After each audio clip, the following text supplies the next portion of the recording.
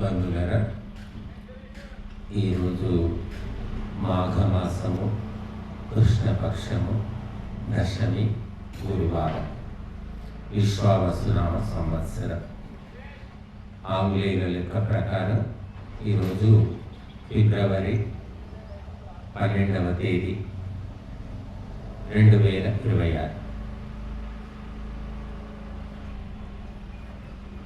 మరి అథర్వ వేద పారాయణము ఈరోజు మొదలు పెట్టాం.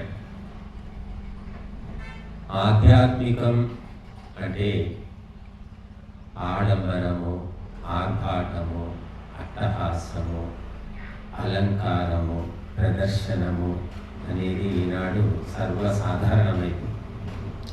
అలా ఉంటేనే అది ధార్మికం అనుకుంటున్నారు, అది ఆధ్యాత్మికం అనుకుంటున్నారు.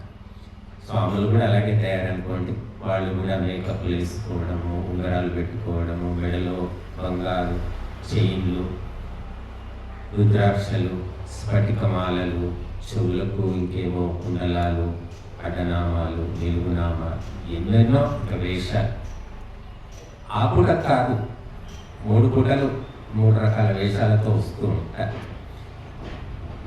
ఇదంతా ఎందుకోసము చేస్తున్నారు అంటే డిమాండ్ సప్లై. డిమాండ్ వచ్చింది అలాగా, కాబట్టి సప్లై చేయాలి కదా. మరి బిడ్డ ఏది కొడితే తల్లి తండ్రి కింద మీద పడి తెచ్చిస్తారు. ఈ పిల్లవాడు వీడి వయసు ఎంత, 5 ఏళ్ళు 3 ఏళ్ళు, వీడు చెప్తే మేము వినడం ఏమిటి అనుకోరు కదా. వాడు అనుకుంటారు.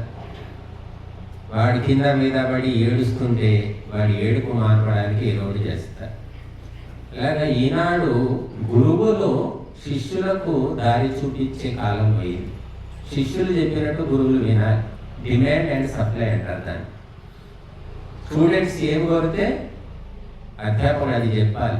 నా ఇష్టం వచ్చింది చెప్తా అంటే కుదరదు. కనుక ఇక్కడ అది మాత్రం లేదండి.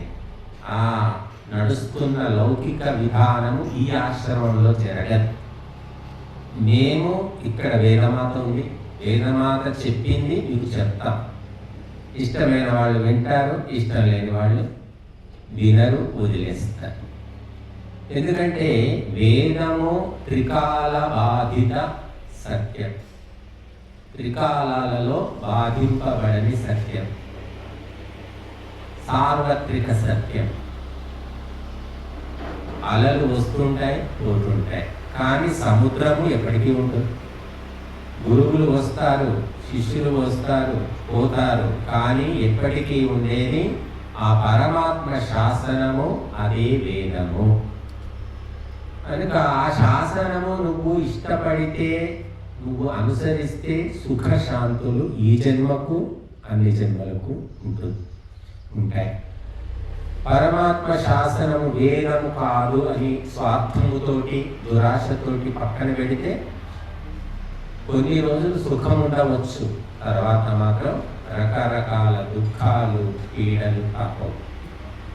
అందుకే రాముడు అడవికి పోయినా ధర్మాన్ని తప్పలేదు, అయోధ్యలో ఉన్న ధర్మాన్ని తప్పలేదు. ఇది మన పితరుల పరంపర, మహర్షులు ఇచ్చిన పరంపర. మహర్షుల పరంపరను మర్చిపోయాం ఈనాడు. లౌకికమైన, భౌతికమైన, ఆర్థికమైన లంపటంలో, సంకటంలో నలిగిపోతున్నారు స్వాములు. సామాన్యుల సంగతి పక్కన పెడతాం, సంసారుల సంగతి పక్కన పెడతాం. కానీ ఒక ఆధ్యాత్మికవేత్త ఎలా ఉండాలి, ఎలా నడుచుకోవాలి, ఏమి చూపించాలి, ఏమి చెప్పాలి అనేది భారతదేశంలో సున్నా అయిపోయి. జగద్గురువు ఈ దేశం ఒకప్పుడు. ఇప్పుడు మాత్రం డబ్బు కోసం గడ్డి తినడానికి గురువులు సిద్ధంగా ఉన్నారు. డ్యాన్సులు చేస్తున్నారండి గురువులు. ఒకప్పుడు భోగం మేళాలను ఉండేవి. జమీందారులు, ధనవంతులు, అధికారులు అటువంటి వాళ్ళ పెళ్లిళ్ళు, పుట్టినరోజులు జరిగినప్పుడు ఒక 70-80 ఏళ్ళ కింద సంగతి భోగం మేళాలని ఉండేవి. వాళ్ళు వచ్చి డ్యాన్సులు చేసేవాళ్ళు. అని ఆ పని ఇప్పుడు గురువులు చేస్తున్నారు. ఎందుకంటే డిమాండ్ లేకపోతే వాడు వినడు, డబ్బులు ఇవ్వడు, సహాయం చేయరు. వాళ్ళు చెప్పేది ఇదే.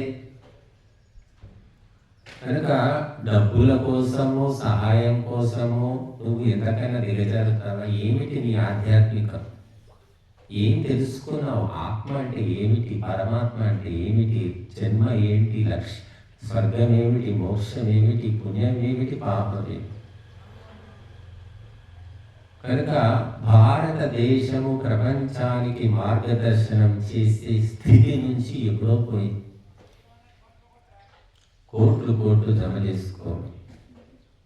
జమ చేసేది ఎందుకు? సమర్పించడానికి, త్యాగం చేయడానికి, దానం చేయడానికి అనే సత్యం మర్చిపోతున్నా. జమ చేసి కాపలకాయడం. ఇంకా ఆ బాధ కూడా ఎందుకని ఇక మన నాయకులు, మన అధికారులు అందరూ కూడా కోట్లు జమ చేసి స్విస్ బ్యాంకులో వేసేస్తుంది. ఇక వీడు చస్తే బతికితే సంబంధం లేదు, అవి అక్కడే మూలుగుతూ ఉంటాయి. ఏదో కోడ్ నంబర్ ఇస్తారో ఏదో ఇస్తారట. వీడు చచ్చాడంటే ఎవరికి చెప్పకపోతే అవి అట్టే పోతాయి. కనుక మనము ఎప్పటికీ నశించనటువంటి పుణ్యము అనే ధనాన్ని కూడబెట్టుకోవాలి. అది కంటికి కనబడేది కాదు, ఒకరికి ఇచ్చేది కాదు, ఒకరు ఎత్తుకుపోయేది కాదు, ఒకరికి మార్పిడి చేసేది కాదు. పుణ్యం అనే ధనం ఎలా వస్తుంది అంటే ధర్మ కార్యాలు చేయడము, పాల్గొనడము, సహకరించడం. పుణ్యము ఎంత ఎక్కువైపోతే నీకంత దివ్య శక్తులు వస్తాయి, దేవతా లక్షణాలు వస్తాయి, ఆకలి దప్పికలు ఉండవు. పరోపకారము, నిరంతరము ధర్మ కార్యాలు. మన దేశంలో కొన్ని లక్షల మంది మహాపురుషులు, మహాత్ములు, ఋషులు, దేవతలు పుట్టారు ఈ దేశంలో. ఏ దేశంలో ఇంతమంది పుట్టలేదు. కానీ ఏ దేశానికి కూడా ఇంత దరిద్రం లేదు. ఇప్పుడు ఇంత పరంపర ఉంది, ఇంత చరిత్ర ఉంది, ఏం లాభం? చెవిటి వారి ముందు శంఖమోదినయట్టు. చెవిటి వారి ముందు శంఖమోస్తే ఏం చేస్తాడు వాడు? వినపడుతుందా? అలాగైపోయింది మన పరంపర. ఇస్లాం పుట్టి 1400 ఏళ్ళు, క్రైస్తవం పుట్టి 2000 ఏళ్ళు.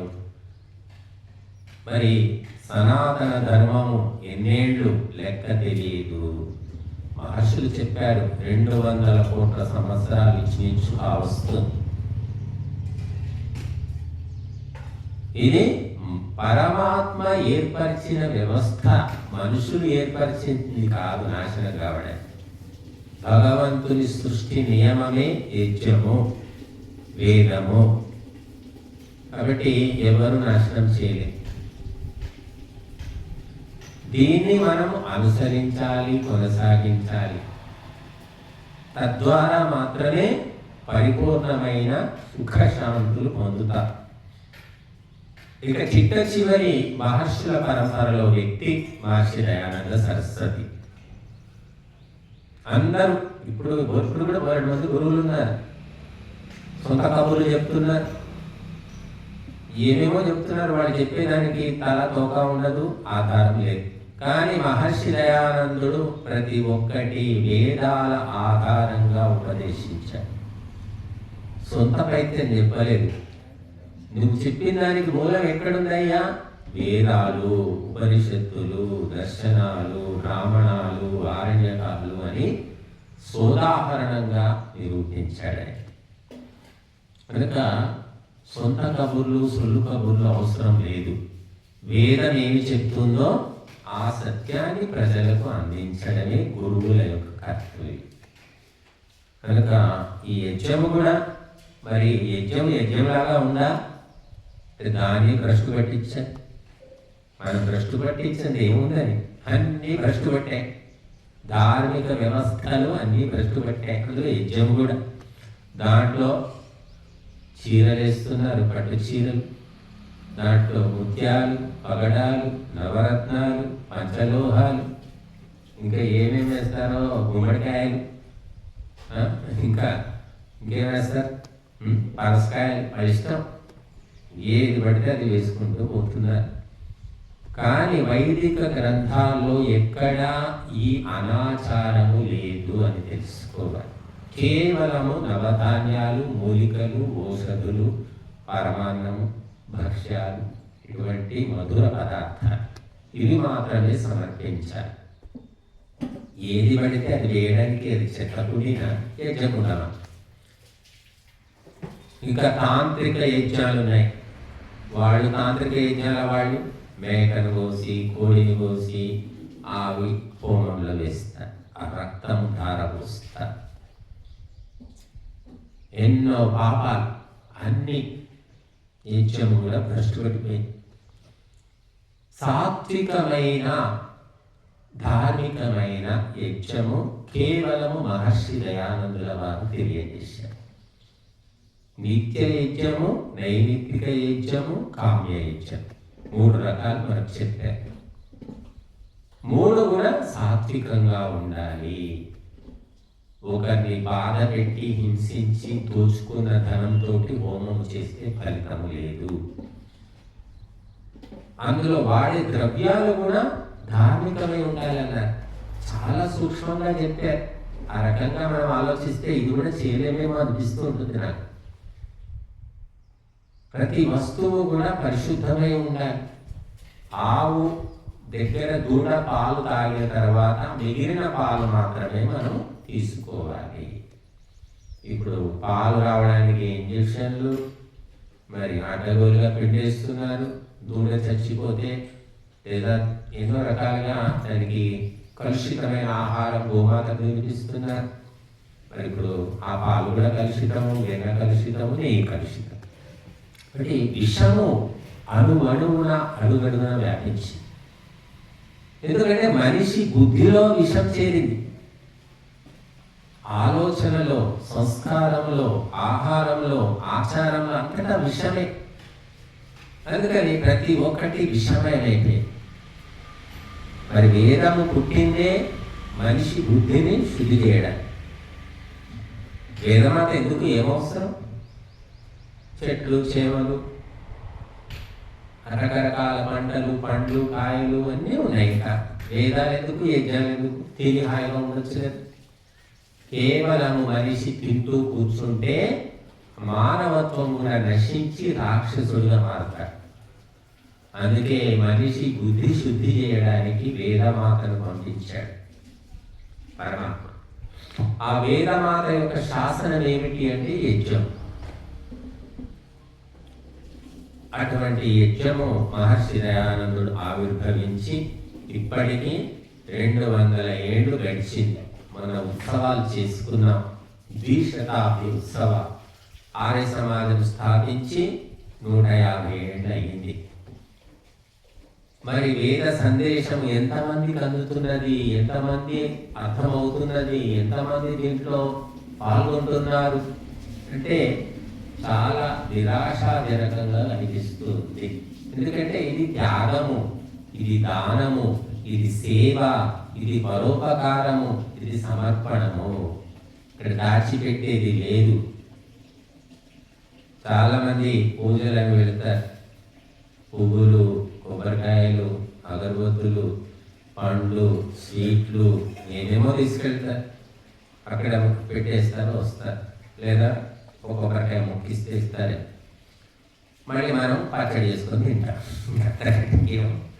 పచ్చడి చేసుకుందామా, స్వీట్ చేసుకుందామా లేదా ఆలోచిస్తారు. ఇంకా కొందరు మహిళా మనులు ఏంటంటే ఇవన్నీ కొబ్బరికాయలన్నీ ఎండబెట్టేసి ఆ ఎండు కొబ్బరితోటి నూనె తీసి ఆ నూనె నెత్తికి రుద్దుకుంటారు, లేదా హోటళ్ళకి అమ్మేసుకుంటారు. ఇది కూడా జరుగుతుంది. దేవతలకు ఎక్కడ చేరుతున్నది? ఏమి దేవతలు లేదు. దేవతని నమ్మిదే కదా అసలు. అట్లాగా మనిషే ఒక దైవంలాగా తయారే. దేవతలకు ఇచ్చింది వాడే తింటున్నాడు, వాడి కోసం ఉన్నది వాడే తింటున్నాడు, పక్క వాడికి ఇవ్వవలసింది వాడే తినేస్తున్నాడు. అన్నీ వాడే తినేసి పెద్ద పెద్ద బొర్రలు పెట్టుకొని తిరుగుతున్నారు. 9 నెలల కడుపులాగా ఉంటుంది ఒక్కొక్కరి బుర్ర. చూడండి, ఆ బుర్ర చూస్తేనే వాళ్ళ బుర్ర ఎలాంటిదో తెలుసుకోవచ్చు మనం. స్వార్థము, దురాశ అని చెప్పారు. పెద్ద పెద్ద బుర్రలు ఉన్నాయంటే స్వార్థం ఎక్కువగా. దాంట్లో మళ్ళీ ఆ పెద్ద బుర్రలో యాసిడిటీ, గ్యాస్ ట్రబుల్, మళ్ళీ ఇంకేది ఇంకేదో అపెండిసైటిస్, ఏమేమో రోగాలు ఇంకా దాంట్లో. కాబట్టి స్వార్థము వదిలిపెట్టుకో బాబు, నాయన, బుజ్జి, కన్నా వదిలిపెట్టుకోనన్నా అని తల్లి చెప్తుంది. చెప్తే వింటే వింటాడు, వాడు సాత్విక సంస్కారం అంటే తల్లి చెప్పింది వింటాడు. లేదనుకో వాడు వినడు. అప్పుడు తల్లి ఏం చేస్తుంది, నెక్స్ట్ స్టెప్ బెదిరిస్తుంది, వినడు. అప్పుడు ఏం చేస్తుంది, మీ నాన్నకు చెప్తా బ్రహ్మాస్త్రం. నాన్నకు చెప్తే భయంకరం, వింటాడు. నాన్న కూడా వినడు అనుకోండి. అప్పుడు ఏం చేస్తాడు, ఇక వాడిని తీసుకెళ్ళి ఏ గురుకులంలోనో ఏ ఆశ్రమంలోనో మా లాంటి వాళ్ళ దగ్గర పారేస్తారు. మాతోటి కాదు, మీరే ఏమైనా చేయండి, చేసుకోండి, వాడిని బాగు చేసినా మీరే ఏమైనా చేసుకోండి. అలాగా వేదము నిత్యము సరళంగా సాత్వికంగా మనలను బాగు చేసేది. ఇక వీటిని మేము పట్టుకోము, వీటిని మేము చెయ్యము అంటే ఇక ఉన్నాయి శిక్షలు, భయంకరమైన శిక్షలు పరమాత్మ విధిస్తాడు. ఎన్ని రోగాలు, ఎన్ని పీడలు, ఎన్ని హత్యలు, ఆత్మహత్యలు, అసలు వింటూ ఉంటే ఆశ్చర్యం వేస్తున్నారు. అనేక రకాల శిక్షలు అనుభవించడానికి సిద్ధంగా ఉన్నారు మనుషులు. తప్ప బుద్ధిగా యజ్ఞము చేసుకుందాము, పాల్గొందాము, సహకరిద్దామనే భావన తెలియదు. అసలు ఫస్ట్ చెప్పేవాళ్ళే లేరనుకోండి. ఇక తెలిసినా కూడా అనేకమైన జన్మల వాసనలు, ఆటంకాలు. చాలామంది ఇక్కడ వస్తూ ఉంటారు. పోయినసారి కూడా 50-60 మంది దాకా వచ్చేవారు. వస్తారేమో మళ్ళీ. ఎందుకు రాలేకపోతున్నారంటే అనేక రకాల ఆటంకాలు, సమస్యలు, కష్టాలు, రోగాలు, ఎన్నెన్నో మనకు తెలియదు పాపం. కనుక ఒక ధర్మ కార్యము తెలిసినప్పటికీ దాంట్లో పాల్గొనాలి, చెయ్యాలి అంటే ఎంతో శక్తిని వినియోగించాలి. అన్ని జంజాటాలు వదిలించుకొని బయటపడాలి. ఈ పూటకు, ఈ రోజుకు, మళ్ళీ రేపు సంగతి చెప్పలేము. ఇప్పుడు అటువంటి పరిస్థితి ఉంది. మన నిజామాబాద్ నుంచి చౌదీనారాయణ గారు వచ్చారు, అధ్యాపకులు గారు, ఆర్య సమాజం మంత్రి గారు. నిజామాబాద్ నుంచి 3 వచ్చారు, ఆర్మూర్ నుంచి 6 మంది వచ్చారు, ఈ ఊరు నుంచి 2 ముగ్గురు వచ్చారు. ఎందుకు అంటే సంకల్ప శక్తి అన్నారు. గుర్తుపెట్టుకోండి మీరు. ఎన్ని ఆటంకాలు, ఎన్ని సమస్యలు, ఎన్ని రోగాలు, అప్పులు ఎన్నెన్ని ఉండనివ్వండి, నీ సంకల్ప శక్తి తీవ్రంగా ఉంటే అన్నిటినీ దులిపేసుకొని వస్తావు అంతే. ధర్మ కార్యాన్ని, అధర్మ కార్యాలైనా అంతే.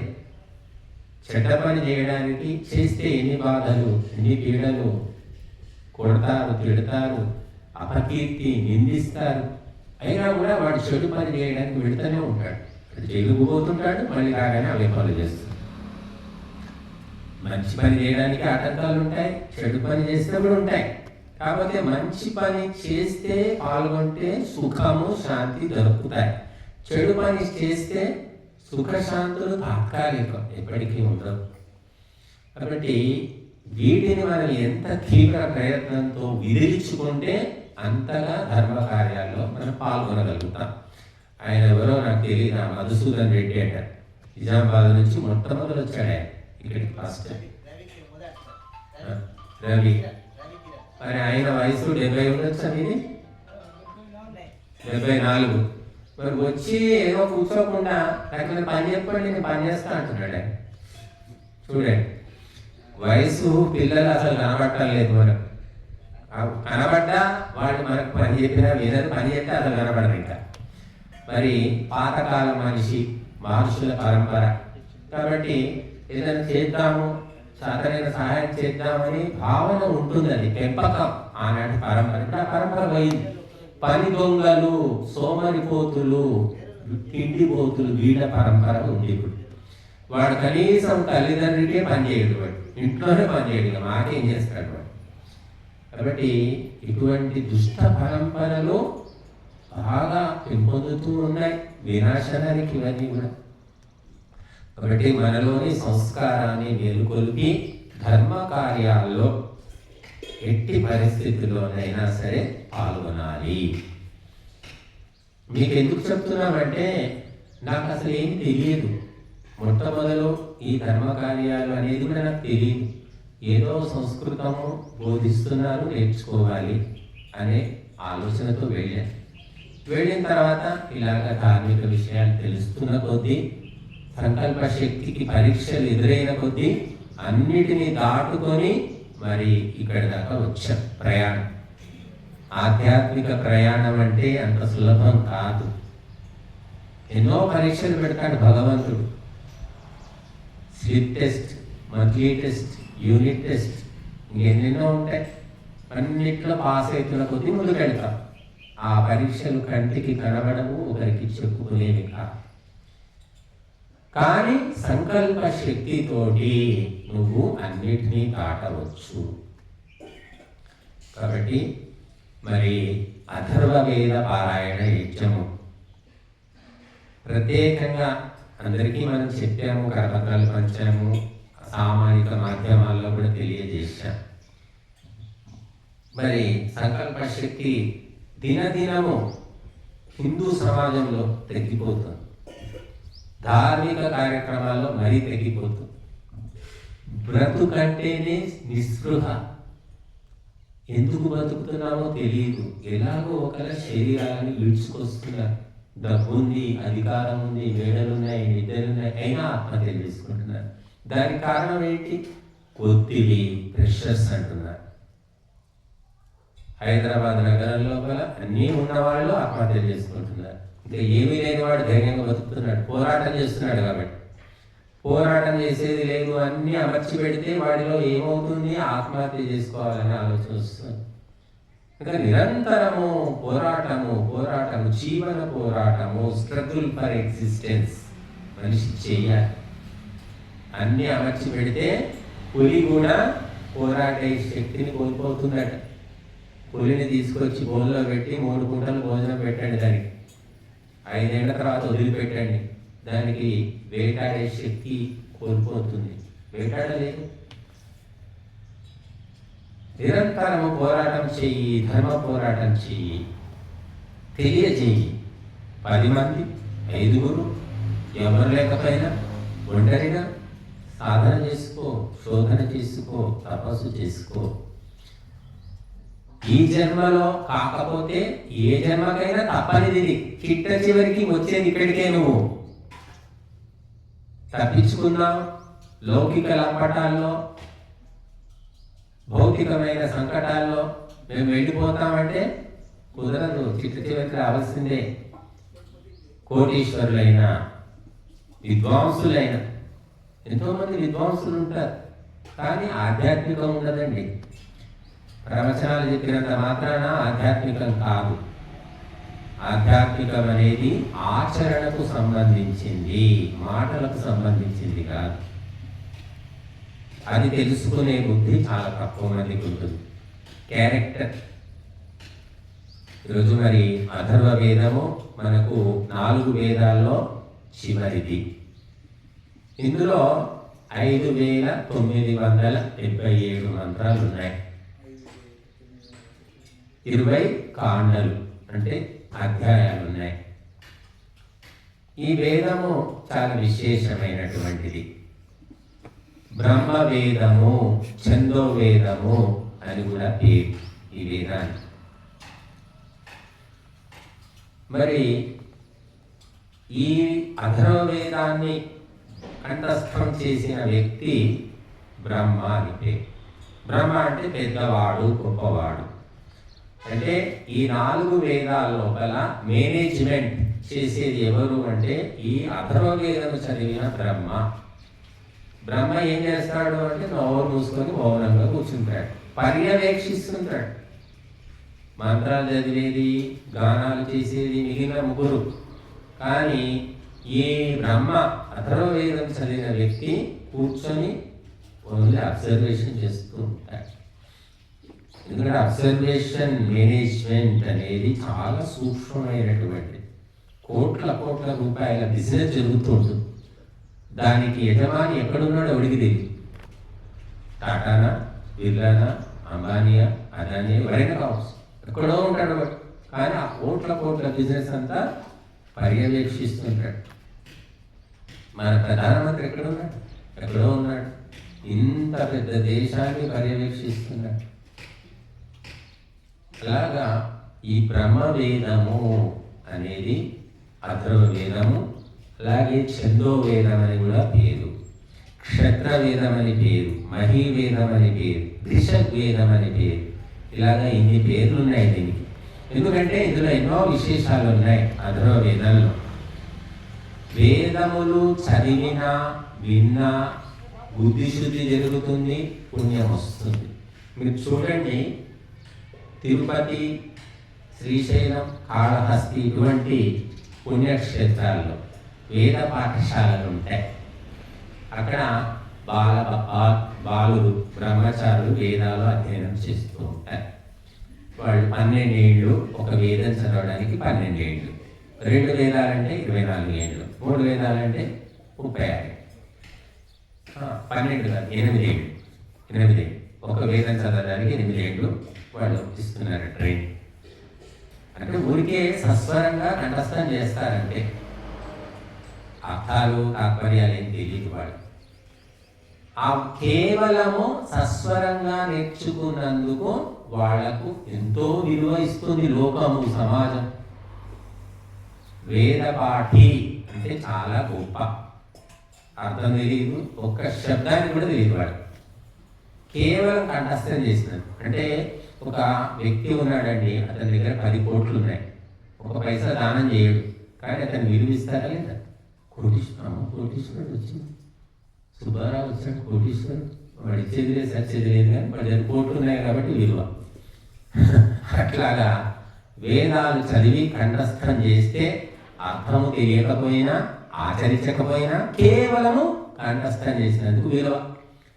సామవేది, యజుర్వేది, ఋగ్వేది అని ఇలా పిలుస్తారు. వాళ్లకు జీతాలు ఇస్తున్నారు, గుళ్ళ లోపల వాళ్లకు అపాయింట్మెంట్ ఇస్తున్నారు. ఎందుకు చెప్తున్నాను అంటే వేదానికి ఎంత విలువ ఉంది అనేది చెప్పడానికి. వేదాలు కేవలము కంఠస్థం చేస్తే, నువ్వు అనుభవించకపోయినా డబ్బు జమ చేస్తే విలువ ఉంది. అట్లాగా వేదము తెలియకపోయినా వేదం నేర్చుకుంటే విలువ ఉంది. తెలిస్తే దాన్ని ఆచరిస్తే ఎంత విలువ ఉంటుంది. కాబట్టి అది తెలుసుకునే వాళ్ళు తక్కువే, ఆచరించే వాళ్ళు ఇంకా తక్కువ. కనుక ఏకః శబ్దః సమ్యజ్జాతః సుప్రయుక్తః స్వర్గే లోకే చ కామదుద్భవతి అని చెప్పారు మహర్షి. వేదములో ఒక శబ్దము తెలుసుకున్నా చాలు, చక్కగా తెలుసుకుంటే దాన్ని చక్కగా నీ జీవనంలో ప్రయోగిస్తే స్వర్గలోకంలో ఇహలోకంలో నీ కోరికలన్నీ ఆ శబ్దము తీరుస్తుంది అన్న. ఒక శబ్దము, వేదం మొత్తం కాదు, ఒక శబ్దం సరిగ్గా తెలుసుకో అని చెప్తుంది వేదం మహర్షి. కనుక ఒక శబ్దము ఓకారము కావచ్చు, భూహు, భువః, స్వః ఏదైనా కావచ్చు, దాన్ని సక్రమంగా తెలుసుకోవాలి మనిషి, ఆచరించాలి, అనుసరించాలి. మరి అథర్వ వేదము మనకు ఎన్నో ఆయుర్వేద విషయాలను తెలియజేస్తుంది, రక్షణ విషయాలను తెలియజేస్తుంది, అలాగే ఇంకా జీవన అవసరాలైన అనేక విషయాలను ఆయుర్వేదం తెలియజేస్తుంది, మన అథర్వ వేదం తెలియజేస్తుంది. ఇటువంటి వేదము పాఠం చదవడం అనేది ప్రధానమైనటువంటి ధర్మం. వ్యాపారం జరగని జరగకపోని వచ్చి ఎవరైనా గ్రాహకుడు కస్టమర్ కొనని కొనకపోని దుకాణదారుడు ఏం చేస్తాడు? షాప్ తెరుచుకుంటాడు, మూసుకుంటాడు, తెరిచి పెట్టుకుంటాడు. రోజుకు 1 రాని 2 రాని తెరిచి పెట్టుకున్నాడు. వాడి పని దుకాణం తెరవడమే. శత్రువులు వచ్చి దాడి చేస్తారా చెయ్యరా అనవసరం. కత్తి మాత్రము క్షత్రియుడు వెంబడి ఉండవలసిందే. కత్తి కావచ్చు, తుపాకీ కావచ్చు. ఇక బ్రాహ్మణుడు విద్వాంసుడు ఎవరు వింటారా వినరా, వస్తారా రారా సంబంధం లేదు. ఈ వైదిక కర్మలు చేసుకుంటూ పోవడమే. భగవంతుని శాసనం ఇది. ఒక తల్లి ఎవ్వరితోటి సంబంధం లేదు ఆమె. ఆ బిడ్డను కన్నందుకు పెంచాలి, ఆ పెద్ద చేయాలి, సంస్కారం నేర్పాలి, అంతే. ఆమె డ్యూటీ అది, అంతే. డ్యూటీ చేసినందుకు కిరీటాలు పెట్టేవాళ్ళు లేరు, స్తోత్రాలు చదివేవాళ్ళు లేరు, ఆరతులు ఇచ్చేవాళ్ళు లేరు. తిట్టకుంటే చాలు, ఇంకా నన్ను తిట్టకుంటే చాలు. కొడుకు దిక్కు మాట్లాడితే భర్తకు కోపం, భర్త దిక్కు మాట్లాడితే కొడుకు కోపం. పుట్టింటి వైపు మాట్లాడితే అట్టింటి వాళ్ళ కోపం, అత్తింటి వైపు మాట్లాడితే పుట్టింటి వాళ్ళ కోపం. ఏం చేయాలి? అయినా డ్యూటీ చేస్తుంది.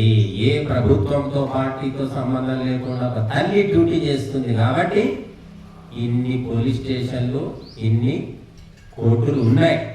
ఆ తల్లి డ్యూటీ చేయకుంటే అసలు ఇక సరిపోవు, పోలీస్ స్టేషన్లే సరిపోవు. ప్రతి ఒక్కరూ పోలీసు కావాల్సిందే. ఇంకా ఈనాడు వచ్చినటువంటి ఈ భౌతికమైన వాతావరణం, దానివల్ల మహిళలు కూడా తగ్గిపోయింది. వాళ్ళలో కుటుంబం పట్ల, సంతానం పట్ల అపేక్ష తగ్గింది. ఎంత తగ్గినా అది ఒరిజినల్ ఉండనే ఉంది కాబట్టి ఇది నడుస్తుంది ప్రపంచం. ఒక పిచ్చి దానిలాగా, ఒక గుడ్డి దానిలాగా సేవలు చేస్తూ చేస్తూ చేస్తూ భారత నారి ప్రపంచానికి తలమానికమై, భారత మాత అంటాం. భారత పిత ఎందుకన్నారు? ఆలోచించారు ఎప్పుడైనా? భారత మాతకి జై, భారత మాతకి జై. మరి భారత పిత లేడా? ఉన్నా లేనట్టే వాడు.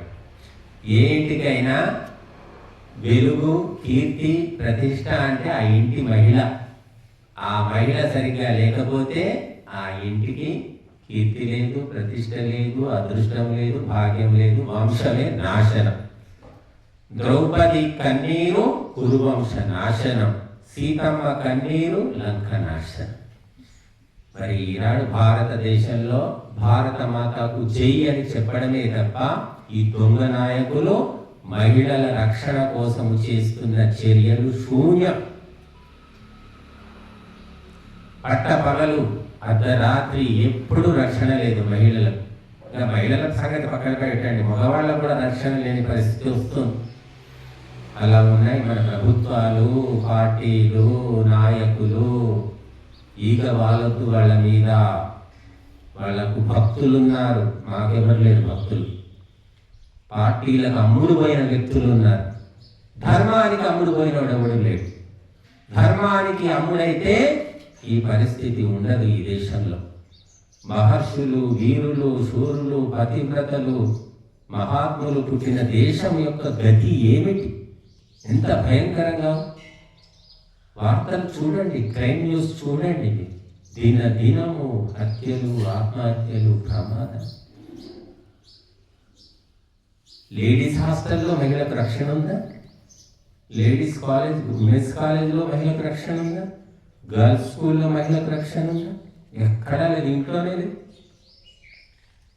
ఎందుకంటే ధర్మము తెలియని వాళ్ళు నాయకులై కూర్చున్నారు. వాళ్ళు చేసే నాటకాలు జనాలకు నచ్చుతున్నాయి.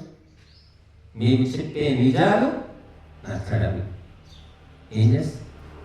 నిజాలు నచ్చడం లేదని అబద్ధాలు చెప్పమంటారు. కాబట్టి ధర్మాన్ని మనము ఎట్టి పరిస్థితుల్లో ఆచరించుకోవాలి, కాపాడుకోవాలి, రక్షించుకోవాలి. అది నిన్ను రక్షిస్తుంది. పార్టీలు రక్షించవు, నాయకులు రక్షించరు, ఎవడు రక్షించడు. నిన్ను రక్షించేది ధర్మమే. ముస్లింలు 100 ఏళ్ళు పరిపాలించారు. తెలంగాణలోనైతే నిజాం నవాబు పరిపాలన ఉంది. ఆడవాళ్ళు బయటికి రావాలంటే భయపడేవారు. చదువు లేదు, సందే లేదు మహిళలు. తెలంగాణ చూడండి, పాతకాలం ఆడవాళ్ళు ఎవరికి చదువు లేదు. మగవాళ్ళు కూడా చాలా తక్కువ మంది చదువుకునేవారు. చదివితే ఉర్దూ చదవాలి, ఉర్దూనే. అటువంటి వాతావరణంలో కూడా ధర్మము బ్రతికి బట్టగట్టింది. ఇప్పుడు మనం వేదాలు చదువుతున్నాం. ఎక్కడి నుంచి? ఆ పరంపర, రాముడు, కృష్ణుడు, ఆ పరంపర అక్కడి నుంచి ఇక్కడి దాకా వేదం వచ్చింది. అదే వేదాలు, మార్పు లేదు. అదే సూర్యుడు, అదే చంద్రుడు, అదే భూమి, అదే సముద్రము, అవే కొండలు, అవే పర్వతాలు, అవే మోహాలు, అవే మనుషులు, అవే కాళ్ళు, అవే చేతి, అదే వేదం, అదే సత్యము. ఆ సత్యము ఇక్కడి దాకా మనకు వచ్చింది అంటే అది సత్యములోని బలం వల్ల వచ్చింది. దాన్ని మనం స్వీకరిస్తే మనకు రక్షణ. ధర్మాన్ని రక్షిస్తే నువ్వు లాభం పొందుతావు, ధర్మం కాదు. ధర్మానికి కొత్తగా వచ్చేదేమో. గంగలో మునిగితే గంగకు లాభమా, మనిషికి లాభమా?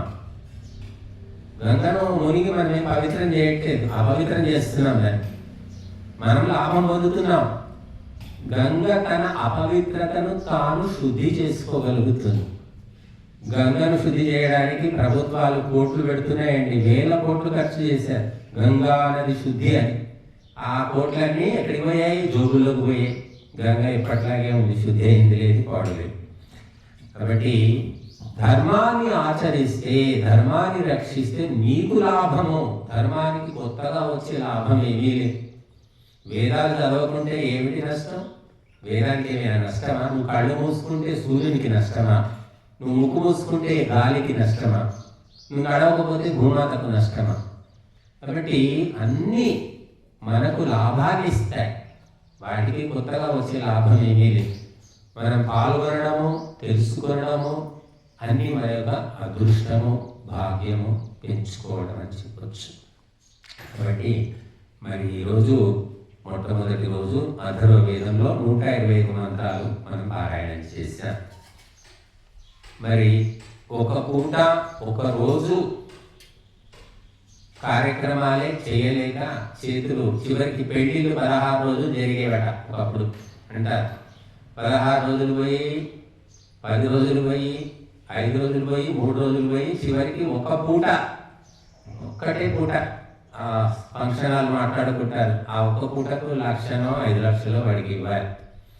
మధ్యాహ్నం 2 అయితే తట్టపుట సర్దుకో, ఎందుకంటే సాయంత్రం ఇంకో పెళ్లికి డెకరేషన్ చేయాలి. వాడు వస్తాడు, వచ్చి కూర్చుంటాడు. ఒక్క పూట గతి అయిపోయింది పెళ్ళిళ్ళు. మరి కాపురాలు ఎన్ని పూటలు చేస్తున్నారు అంటే అది మాత్రం ఇంకా చెప్పలేము. 5 రోజులు చేస్తారా, 50 రోజులు చేస్తారా, 5 ఏళ్ళు చేస్తారా తెలియదు, ఎవ్వరు గ్యారంటీ ఇవ్వలేరు. మరి మనం ఇక్కడ ఒక పూట కాదు, ఇది 25 రోజులు దీక్ష. మాకు పాల్గొంటే మీకు, ఎవరు వచ్చినా రాకపోయినా బస్సు నడవాల్సిందే. డ్రైవరు, కండక్టర్ ఇద్దరు మాత్రం తప్పదు. కొందరు ఎక్కుతారు, కొందరు దిగుతారు. మొత్తం దిగిపోయినా సరే గమ్యము చేరే వరకు బస్సు నడపాల్సిందే. కాబట్టి ధర్మము తెలుసుకొని దాన్ని అనుసరించే వాళ్ళు ఎప్పుడైనా తక్కువే. ఎందుకంటే ఇది బుద్ధికి సంబంధించినటువంటి విషయమే. సొల్లు కబుర్లు మాటలు చెప్పేది కాదు ధర్మం అంటే. ధర్మము గురించిన ప్రశ్నకు జవాబు చెప్పడం చాలా కష్టం. ద్రౌపది అడుగుతుంది, తానోడి నన్నోడేనా, నన్నోడి తానోడేనా అని ధర్మరాజుని అడుగుతుంది ప్రశ్న. జూదంలో ద్రౌపదిని ఓడిపోయాడు. ఆ ప్రశ్నకు ధర్మరాజు దగ్గర జవాబు లేదు. విదురుడు, భీష్ముడు అందరూ ఉన్నారు సభలో, ఎవరి దగ్గర జవాబు లేదు. ధర్మము సూక్ష్మమైన విషయము. అది తెలివితేటలతో కానీ, కీర్తితో కానీ, అధికారంతో కానీ తెలుసుకునేది కాదు. వినయ విధేయతలతో మనము ఆచరించి తెలుసుకునేది. అందరికంటే ఆ వికర్ణుడు కౌరవుల్లో ఒకడు. అతను ధర్మం తెలుసుకోగలిగాడు, ఎవరు మాట్లాడలేకపోయారు. ఒక్క వికర్ణుడే అడిగాడు, నిలదీశాడు. అంటే ధర్మము తెలుసుకోవడానికి పాండిత్యానికి, శౌర్యానికి, అధికారానికి సంబంధం లేదు, సంస్కారానికి సంబంధించిన విషయం. ఈ దేశంలో ఈనాటికి కూడా చదువు రాని వాళ్ళు, అధికారం లేని వాళ్ళు, తినడానికి గతి లేని వాళ్ళు ధర్మంగా జీవిస్తున్నారు. చాలా గొప్ప విషయం అది. మన దేశాన్ని రక్షిస్తున్నది వాళ్ళే. మొన్న మీరు పేపర్లో చూశారు, తమిళనాడులో ఒక పారిశుద్ధ్య కార్మికుడు, అతడు మరి చెత్త ఎత్తుతూ ఉంటే అందులో 20 సవర్ల బంగారము, కిలో వెండి నగలు దొరికాయి. చూడండి, చెత్తపొడిలో దొరికింది. ఎవరు చూసింది? ఎవరు? అతను ఒక్కడే. తీసుకొని పోవచ్చు కదా ఇంటికి, చెయ్యలేదు. మరొకటి, భగవంతుడు ఎంత గొప్ప పరీక్ష పెట్టాడు చూడండి. కొడుకుకు ఏదో అనారోగ్యం, ఆపరేషన్కు 4 లక్షలు కావాలండి. అతను నానా తిప్పలు పడుతున్నాడు ఆ డబ్బుల కోసం. అటువంటి పరిస్థితుల్లో ఈ డబ్బు దొరికింది, ఈ నగలు దొరికాయి, మూట. పొద్దున్నే వచ్చి శుభ్రం చేస్తుంటారు కదా. కానీ అటువంటి విపత్కర పరిస్థితుల్లో కూడా ప్రలోభానికి లోను కాకుండా అది తీసుకెళ్లి పోలీస్ స్టేషన్లో అప్పచెప్పాడు. నిన్న మొన్న పేపర్లలో వచ్చింది చూడండి. అది ఒక సామాన్యుడిలో ఉన్న ధర్మ దేవత. మరి ఐఏఎస్ ఆఫీసర్లు, ఎంపీలు, ఎమ్మెల్యేలు, వీళ్ళందరికీ ఏ రోగం వచ్చింది? జీతాలు లక్షలు లక్షలు తింటున్నారు, ప్రజల సొమ్ము సరిపోక కోట్ల కొద్ది లంచాలు తింటున్నారు. వాళ్ళందరికంటే అతను చాలా గొప్పవాడు. మరి అతని యొక్క నిజాయితీకి మెచ్చుకొని ఆ ప్రాంతంలో ఉండే ఎమ్మెల్యే ఈ విషయం తెలిసి అతన్ని పిలిచి సన్మానించి కొడుకుకు అవసరమైన 4 లక్షలు ఆపరేషన్కి ఇచ్చేశాడు. పేపర్లో చదవండి. అంటే ఆ ఎమ్మెల్యే దగ్గర కూడా కొంత ధర్మం ఉండే ఆ ధార్మికుడిని తెలుసుకున్నాడు. ధార్మికుని సొమ్మే ధార్మికునికి బాకీ అండి, గుర్తుపెట్టుకోండి. అడ్డమైన వాళ్ళ సొమ్ము ధార్మికుడు తినలేడు. ఏనుగు బురదలో పడితే ఏనుగే వచ్చి బయటికి తీయాలి. నక్కలు, తోడేళ్ళు, చిరుతపుళ్ళు, కొండ చిలువలు ఏ ప్రాణి పనికిరాదు. కనుక ధర్మము తెలుసుకోవాలి అంటే శుద్ధమైన మనస్సు. అది ఎవరికి ఉంటుంది? పండితుడికి ఉంటుందా? ఉండి తీరుతుందా? గ్యారెంటీ ఉందా? ఎవ్వరూ చెప్పలేము. పాండిత్యం ఉన్న పత్రాన ఉంటుంది అని చెప్పలేము. తిరుపతి లడ్డు గతి ఏమి అంతా పండితులే. తిరుపతిలో ఉన్నది ఉన్న పురోహితులు, విద్వాంసులు, పండితులు అంతా తిరుపతిలోనే జమై ఉన్నారు. మరి తిరుపతి లడ్డుకే గ్రహణం పట్టింది, పూజ పట్టింది, కల్తీ అయిపోయి. మరి ఎంతమంది పీఠాధిపతులు మాట్లాడుతున్నారు, అడుగుతున్నారు, నిలదీస్తున్నారు, తప్పని చెప్తున్నారు. చెప్పాలంటే భయం. అదొక పార్టీ, ఇదొక పార్టీ. అట్లా ధర్మాన్ని నిలబెట్టాలన్నా, చెప్పాలన్నా ఎంతో ధైర్యం కావాలి. కేవలము పాండిత్యముతోటి ధర్మము నిలబడదు. నీ దగ్గర ధర్మం ఉంటే పాండిత్యం అదే వస్తుంది, సరస్వతి అదే పలుకుతుంది. నీ దగ్గర ధర్మము లేకుంటే నీ పాండిత్యము కూడా పొట్ట నింపుకోవడానికి తప్ప ఇంకెందుకు పనికిరాదు. కనుక మరి ఏదో భగవంతుని అనుగ్రహం దయ వల్ల మనము ఇటువంటివన్నీ చేస్తున్నాం. నిమిత్త మాత్రం భవ సవ్య సాక్షిన్. కేవలం నువ్వు భగవంతుని చేతిలో ఒక ఆట బొమ్మవు, పనిముట్టు అని తెలుసుకో. నీ ఓవర్ యాక్షన్ ఏమి పనికిరాదు. నీ అహంకారాన్ని వదిలిపెట్టు. భగవంతుడు నీ చేయి పట్టుకుని నిన్ను నడిపిస్తాడు, నీతో చేయిస్తాడు. అంతా నేనే చేస్తున్నాను, అంతా నాకే తెలుసు అని ఎప్పుడైతే అహంకారంతో విర్రవేగుతావో బూడిదలో పోసిన పన్నీరైపోతుంది. అందుకే మహర్షి దయానందుడు చిట్ట చివరి చెప్పిన గొప్ప జీవిత సత్యం. ఆయన మొత్తం జీవితం అంతా అవసరం లేదు మనకు. వేదాలకు భాష్యం రాశాడు, అది కూడా చదవకపోయినా పర్వాలేదు. కానీ ఆయన మృత్యు ముఖంలో చిట్ట చివరి చెప్పిన ఈ మాటలు వేదాల సారము, జీవిత సారము. అది గుర్తుపెట్టుకుంటే చాలు. భగవాన్ తేరీ ఇచ్చా పూర్ణ హో, తూనే అచ్చి లీలా కియా. ఈ 2 మాటలే చెప్పాడు. శరీరాన్ని వదిలిపెట్టేము. అందరూ గుర్తుపెట్టుకోవాలండి. మరి జీవితంలో చిట్ట చివరి క్షణం దాకా గుర్తుపెట్టుకోదగిన మాటలు. భగవాన్ తేరీ ఇచ్చా పూర్ణ హో, ఓ భగవంతుడా నీ ఇచ్చయే, నీ కోరికయే నెరవేరును గాక.